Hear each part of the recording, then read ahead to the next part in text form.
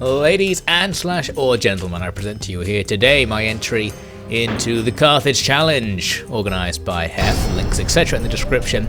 The point of this challenge is to use Rome Total War to take the province of Carthage while playing as the Scipii on very hard, in as few turns as possible, with extra points given for number of provinces you take alongside Carthage and the amount of money you end up with once you've taken it. So in this video, I am doing some post-commentary on me just having filmed attempting to do this. First off, you get a message saying you'll get a reward if you take Syracuse, so we know a good idea is going to be to go and take Syracuse, so we're immediately going to move out and stand right next to it. And you'll see why we stand next to it in the future. So this challenge is done in teams, and I am on Team Orange. Team Orange! Which is, I think, the team captain of Team Orange is Heph himself. In fact, it definitely is. So we are on the host team, which definitely gives us an advantage. And so we're out to trade strategies between the teams. And the strategy I'm going to be using in order to maximize my score here is 95% stolen from SusaVile, another team member. So credit to SusaVile for discovering this method, which I'm going to attempt to use now in this video. It allows us to take 6 provinces in 3 turns, or 5 in 2, depending on how it goes or how you interpret it, and we'll see how it goes in this video, of course. So you can see what I've done is I've moved forces to attack Syracuse and moved other forces ready to attack Carthage and western Sicily there, which we'll do once we've declared war on them. Now back at Capua, we're going to prepare 2 boats with forces. The first boat contains just 2 generals, and those 2 generals are going to go right for Carthage. That's going to actually be our main force that attempts to take Carthage, and they'll arrive there next turn, meaning we'll be able to besiege them with 2 generals in turn 2, and that's the key to the whole strategy. Meanwhile, the rest of the forces just need to be used to try and organise taking other provinces in order to increase our score. So all of the hastati we've got lying around in Capua are going to hit this boat and go west.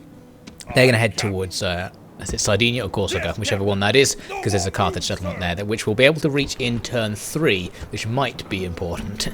I'm also going to lower the tax rate so we don't get any rebellions going on in Capua or Messina.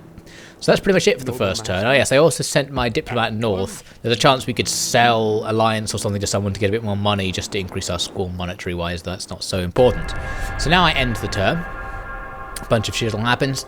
The Greek cities come over to me and offer me a trade deal. Now I started counter negotiating with them because I wanted to see if I could declare war on them now, so that their garrison would come out of the city at Syracuse and fight me in the field, so I could just wipe them out and then storm them next turn. In the end I'll manage to do that anyway, but I couldn't, it doesn't seem like you're able to declare war when counter arguing a trade agreement. I don't know what the deal is of why I can't do it, but I just wasn't allowed. So now my voice is going. We hit the start of turn 2, and now it's important that I move this spy to right there, because you see it reveals a hidden Carthaginian force outside the town of Lilbaeum. So this means I can attack that force, draw the garrison of the town out, and defeat them in the field, so that the town is undefended and I can just storm in without a siege, and that's particularly useful. So my boat with those 3 hastati is going to head on. It won't arrive at its destination yet, and the one with the 2 generals is going to arrive at Carthage. So we're going to land the generals right next to Carthage. There's just about enough movement points to be able to do that. So they can now attack the city, declaring war on Carthage, tell them to build a ram, but we're not going to need that. And basically the idea here is that our force is so much weaker than the enemy that we're going to be able to force them to sally out. The AI will feel like it might as well sally during the end turn sequence at the end of turn 2. And if we then win that battle somehow, that will allow us to take Carthage in turn 2.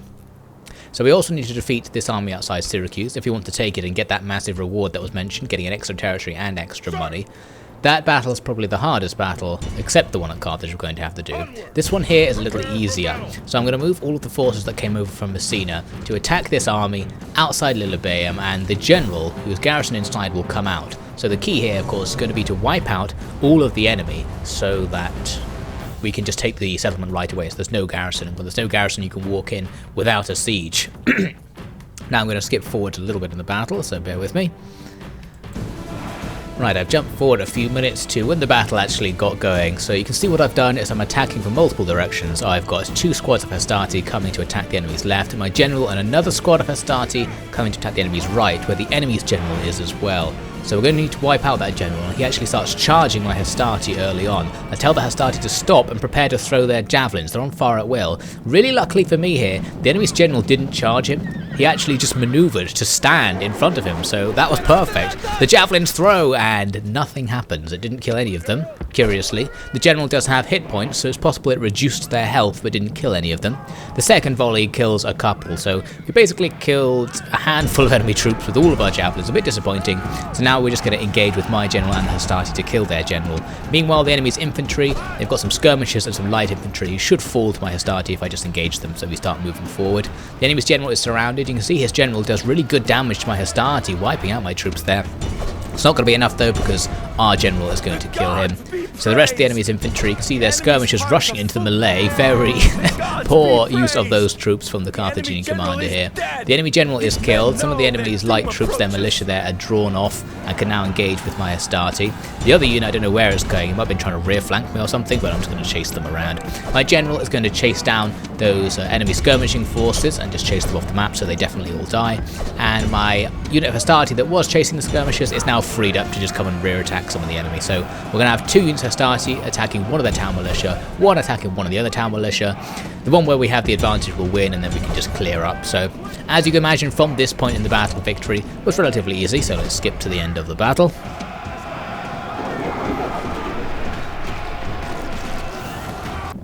Right, here we are, just a minute or so later, just finishing up the last couple of enemy survivors there with the general. So the battle ends, a clear victory. We've pretty much wiped out the enemy. You can see they do have a few men remaining, but not enough to stop them from disbanding or anything like that. So this means the settlement will be ungarrisoned after this battle, so we can head in and take it. So we've taken 1 settlement in turn 2. Turn 2 is where all the action is going to be happening. Lilbaeum is ours. There's no one in there, so I'll just sneak in. And what I'm going to do, I actually didn't realise this was part of SusaVile's strategy, but because I wasn't paying attention, I almost didn't do this, is exterminate the populace of all the places we take. I actually didn't fully watch SusaVile's video. I just skim-watched it, watching what he had done in the campaign, to get a vague idea of what I was meant to do. I didn't want to totally copy him, but actually going back and looking at it, it turns out I pretty much did exactly the same thing that he did, even trying to perhaps be a tiny bit original.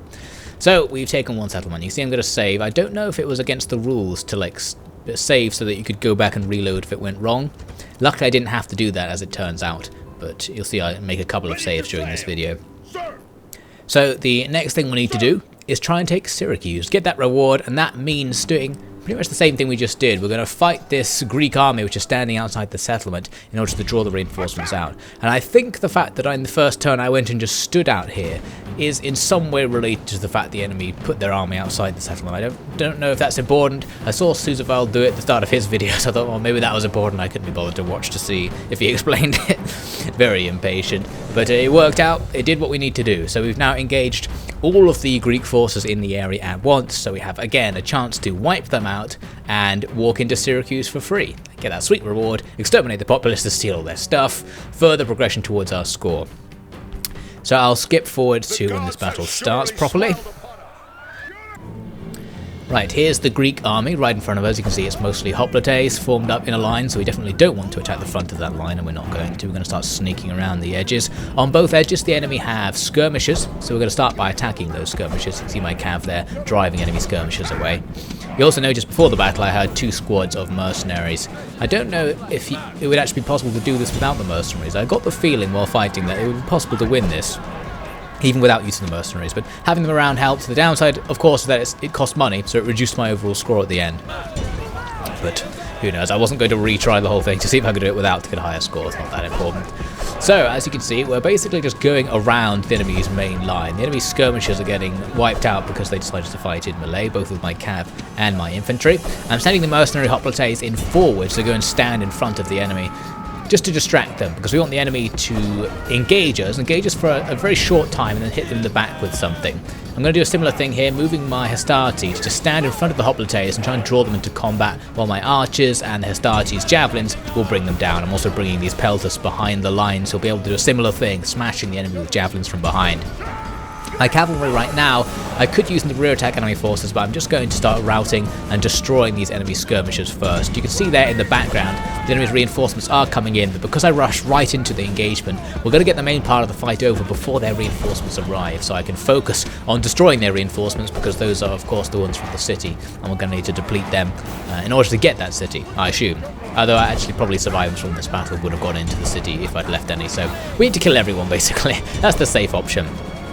So my pelters are being attacked by the enemy's pelters, my cavalry there saved them, and those pelters are now able to attack in the rear these militia hoplites, a rain of javelins cutting down their numbers. You can see I'm still just distracting with my hastati, or also throwing javelins into their front. My archers are going to come around to start firing into the back of some of their real hoplites, the hastati just getting out the way, wanting to avoid combat with the hoplites if possible. So those hoplites in the background there rout.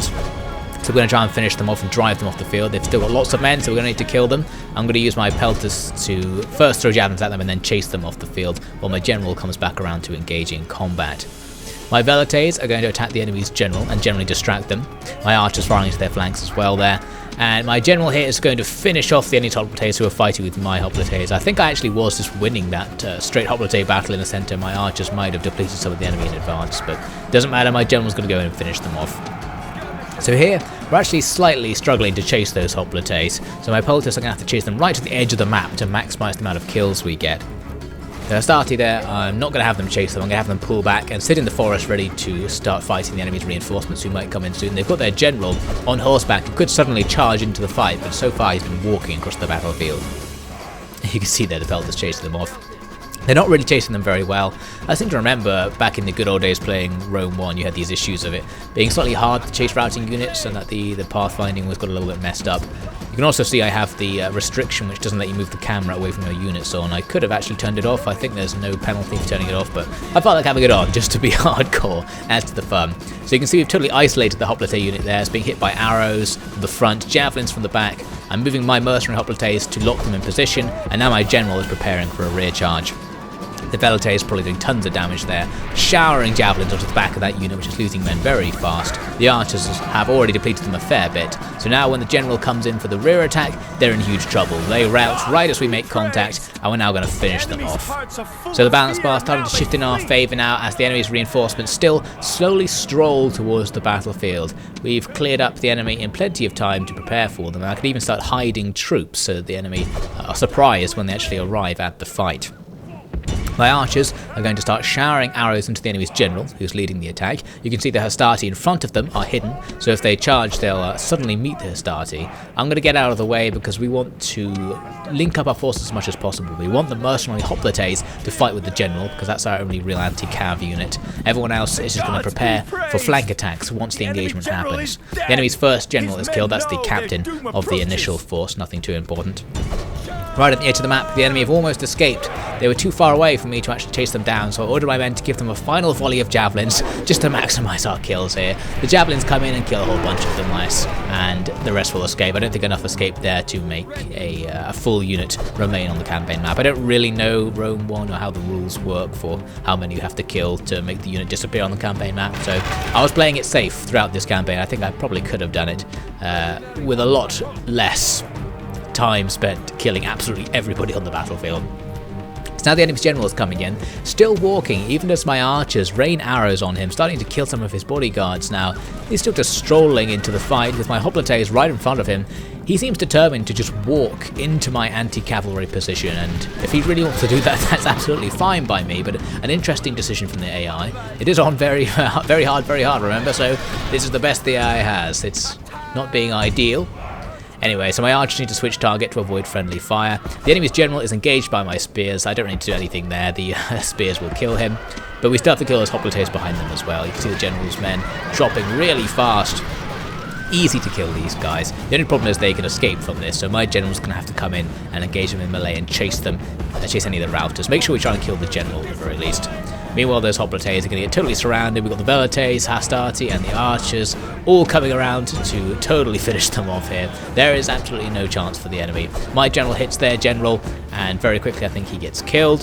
You can see I'm turning the velites off skirmish mode so they can come in at point blank range and just throw javelins into the flank of the hoplites. There goes that general. Looks like the hastati were helping him out. The enemy's unit actually still fights, even though it's completely lost the battle. They don't rout due to army losses or anything like this, so we're going to have to finish them off by the looks of things. You can see they actually were beating now my mercenary hoplites, who I think had had their pike wall broken. So they were now fighting with their swords, and the enemy were pretty much winning there. Probably because some very hard they have stat boosts or something, so they just sort of broke through being a superior unit.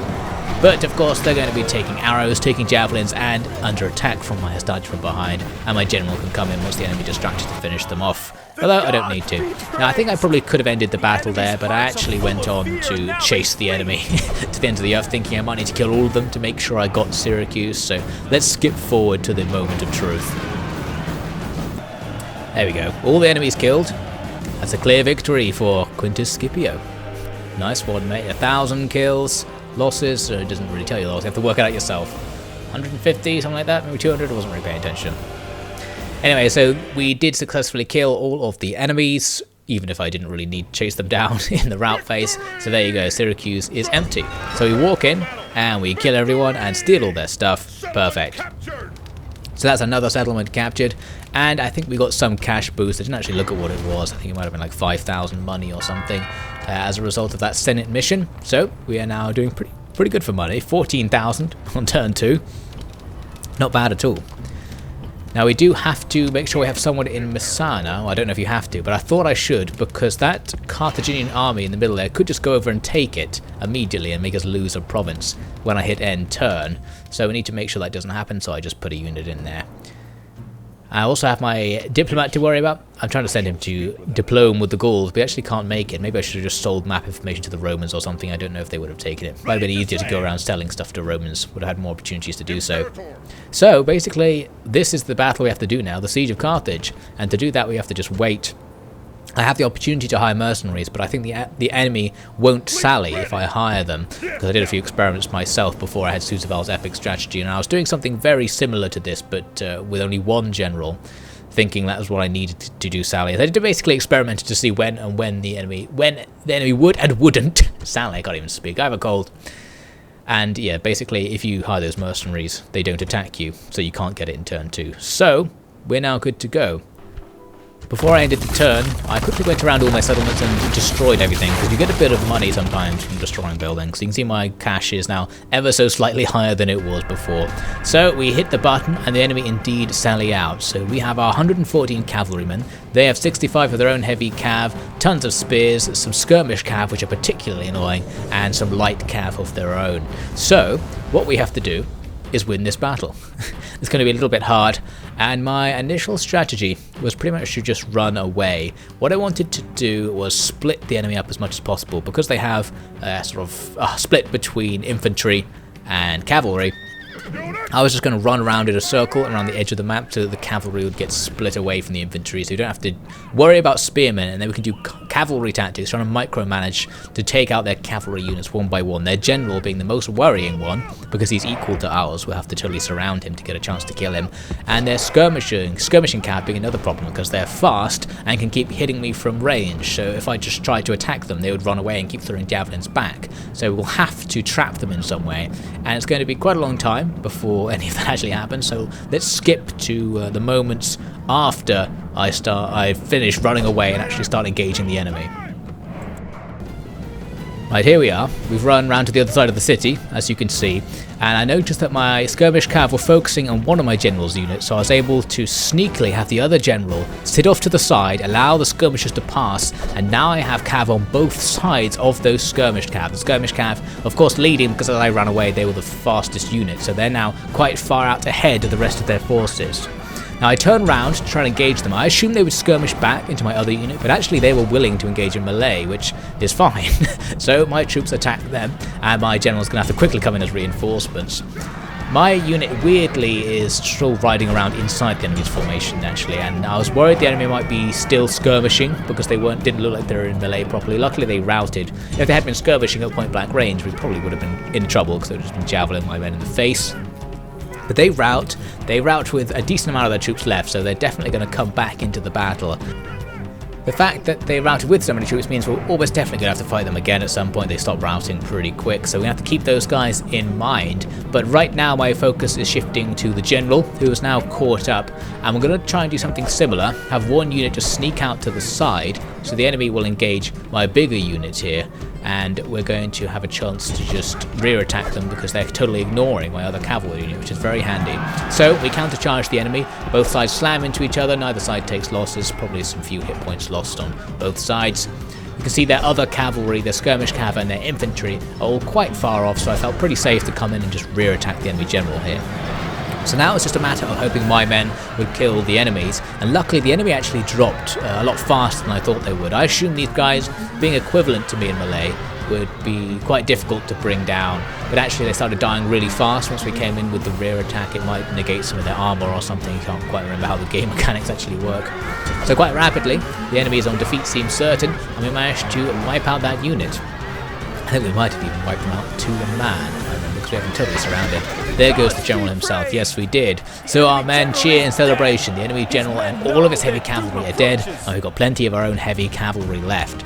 So now I'm going to basically go back to the strategy I was doing at the start, which is running away in order to kite off the skirmishers and keep them away from everything else. I probably could have just ran at them and tried to do an attack before the enemy's next cavalry unit got close, but I decided to play it super safe, so let's just skip forward to the next point at which something happens. Here's something happening. You can see we drew the enemy away a bit, and I've kind of managed to arrange it so the enemy is quite close to the edge of the map. As I went into attack, attempting an attack from both sides again, the enemy immediately routed and started leaving. And my men were pretty much unwilling to kill the enemy while they were routing, and this was a problem throughout this battle. I think it might be if you tell a unit to attack a routing enemy unit while they're really close to it, they don't do it or something. It's something like that seemed to be happening. Not too familiar with Rome 1, so it's probably something that I need to know about, should have known about. But anyway, it means the enemy escape, because I didn't properly entrap them. My men weren't really willing to chase. So we're going to just let them escape and probably go back, because they're going to come back out of routing again and try and do the same strategy. So constantly try and surround them. And as I recall, I didn't actually manage to do it for a while. So let's skip forward again.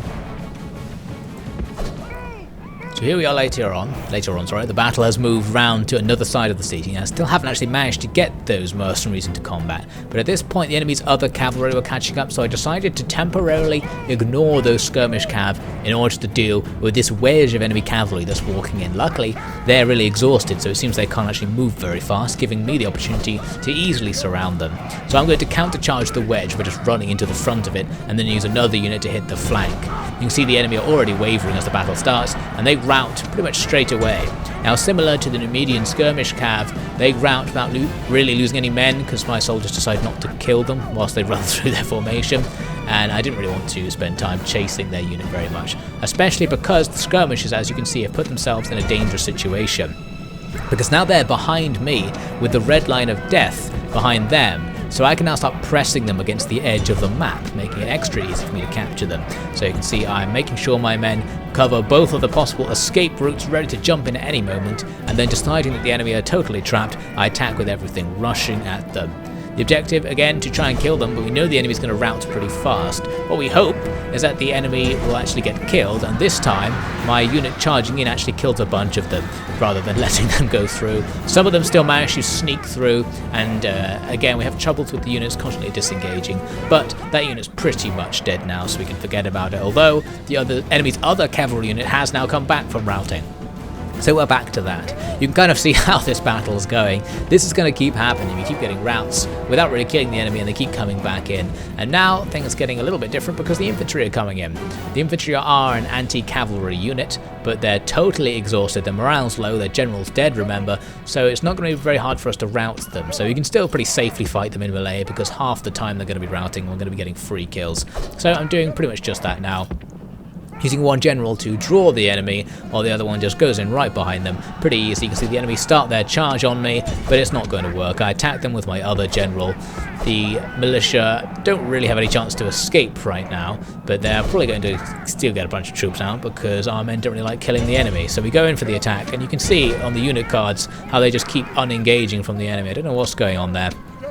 So a number of them are now escaping, and we need to let them escape because the enemy's cavalry are back. So order my men to go and attack the cavalry. This time a bit messy because my men are getting delayed in their movements because the enemy's routing units are in the way. Eventually we fight through the routing unit. The enemy's cavalry rout once again, but because we're not behind them, they're going to easily escape from this. So once again we are stuck, attempting to catch a routing unit. But as you can see anyway, from the balance bar at this point in the battle, we have the advantage, and we're actually pretty likely to win this battle. It's just a matter of getting the enemy into a situation where we have them surrounded and attacking them from both sides, and because I have 2 units, it's going to be possible for me to do that. So let's jump to, I guess, towards the end of the battle, when this pretty much just happened. For the rest of it, it's not too interesting, so we'll skip to the final moments. Now, the battle actually ended earlier, but again I decided to continue, thinking I needed to kill everybody. So what I was doing was just bringing the enemy right out to the edge of the map. They would rout when they got near me, and then trying to entrap them and kill them that way. So you can see I'm finishing off those light cav, having finally entrapped them. 3 of them get away, and because they're getting away, I decide, you know what, I'm going to try and chase them. So I order all my units to attack. They kill 1, then stop. The other 2 start getting away, but I thought, you know what, I'll just attack them because I might be able to get through the gate as they go through. I forgot, of course, that the gate has burning oil, so it kills a whole bunch of my men. I don't think it killed any of the generals, luckily. Some of my horsemen get inside, the rest don't. So now the unit's stuck, and because it's in front of the gatehouse has archers in it. Now, I forgot about this. I thought in Rome 1 that the gatehouse only fired if it also had troops on the wall beside it. I didn't realise it would fire just on its own, so we had to run away. So you can see I lost loads of troops there, actually jeopardising my battle, even the balance bar fully in my favour. So I ended up thinking, you know what, I'll just wait for the time limit to run out so that I win. But, as you can see later on now, I was looking at the time limit on triple speed. Time limit goes to -1 minutes remaining, and I was like, uh-oh, probably should have won by now. What's going on here? So I guess it's the case that if you choose to continue the battle in a siege assault, you actually don't have a time limit, and the timer just keeps going for no reason. So I had to use exit battle. That finishes it off. Heroic victory. It all went well in the end. We took way more losses than we needed to because of me pissing about trying to kill routing units. If I just ended the battle when I had the opportunity to end it, I'm sure I would have won and taken the city. Lack of experience with the game, but we still got the correct result. We're going to exterminate the populace, of course. So this is the victory condition met for the first time. So with that amount of money we've got there, and with Carthage at the end of turn 2, that's one possible end point. Now I don't know how the scoring system's going to work, because of course in turn 3 we can take another settlement using our forces on the ship. So whether it's better to have 2 turns, 5 settlements and the amount of money I had there, versus 3 turns, 6 settlements and the amount of money I'm going to end up with, I don't know. Oh, this is so loud. So yeah, it's destroying everything in Carthage to get that extra money. Always good. So I didn't know which score is going to be better. I guess that's going to be up to Heph. So in this video we're going to have 2 possible scores. I'll put the score on the screen. In fact, it's probably already been up on the screen, explaining what I think my turn 2 ending condition was. So now we're going to go for a 3-turn setup with a slightly better score in terms of regions and money. Now I spent a while negotiating with the Gauls, attempting to sell them some map information.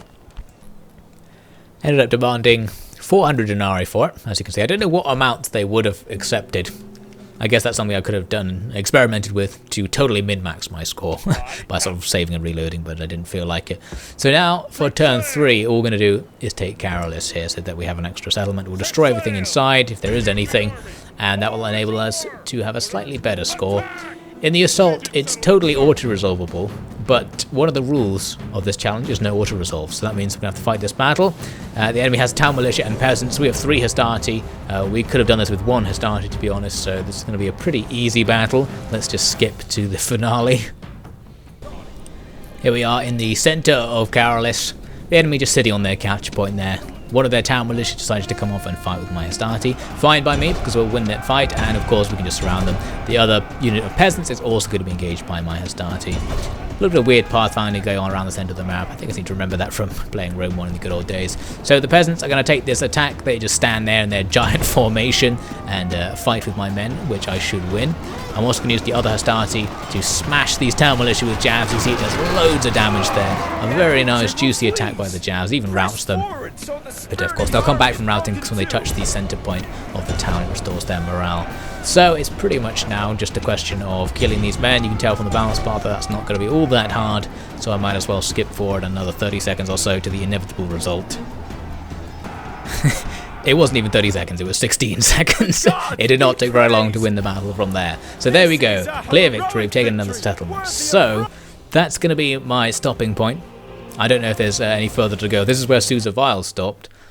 I like to think he knows if it could have gone any better than this, because he seemed like he knew what he was doing. So maybe this is as far as you can go. Don't know if there's any other settlements you can cheekily take during the third term. So we'll destroy that little building there to get a tiny bit of extra money. So that's our second stopping point. Our 3-turn score gives us an extra settlement, some extra money. Overall, pretty good performance, I think. So I think Team Orange is going to be helped by this score. I don't think it's going to be possible to do that much better than this. I don't know if any of the other teams have developed a superior way of doing it, but I guess we'll soon find out. So show your support for Team Orange in the Siege of Carthage challenge, and hopefully we will see ourselves winning in the very near future.